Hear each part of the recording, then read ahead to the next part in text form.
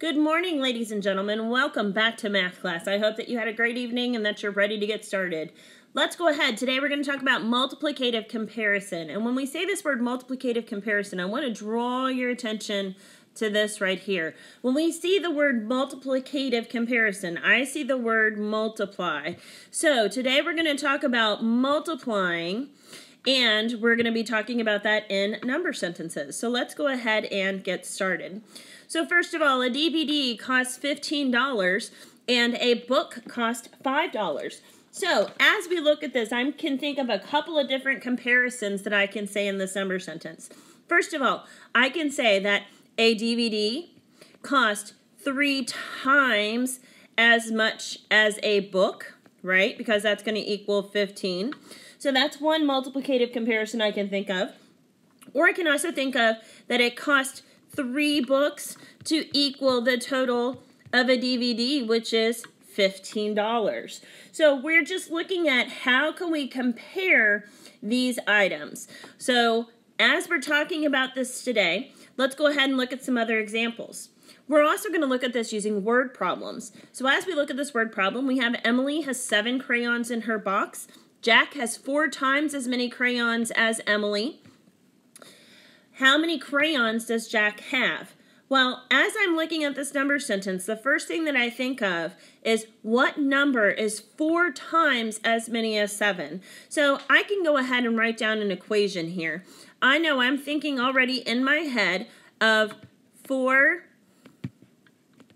times as many as 7, and I can make that equal a variable, which I will make an h for today. So as I'm looking at this, I'm thinking, well, I know that Liam has more because it says he has 4 times as many as Emily. I'm sorry, Jack has more. I know Jack has more. He has 4 times as many as Emily. So I can think of this as an array if I needed to. I could make 4 rows with 7 dots in each row. 1, 2, 3, 4, 5, 6, 7. So I could make an array to help me figure out the answer here to connect to what we did the other day. Or if I know my multiplication facts, I already know that 4 times 7 equals 28.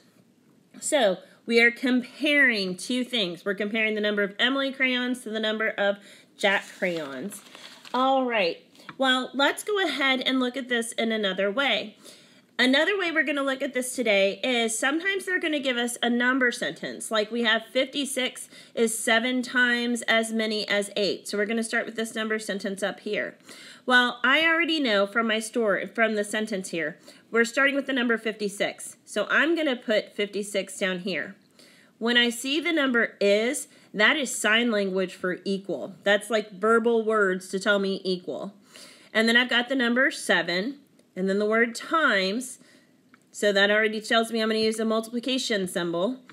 So I'll make my multiplication symbol. And then as our last number listed is 8. So when we see things like 56 is 7 times as many as 8, we can take this from the written word and turn it into equation. So as we look at our last example here, we have 36. I'm going to go ahead and write that number first. And then we have the word is, which is telling me that I need an equal sign. They're giving us the number 9. So I'm going to write the number 9. Times is telling me that I'm going to write the word times. And then lastly, I have the word 4. So 36 is 9 times as many as 4. In equation form would be 36 equals 9 times 4.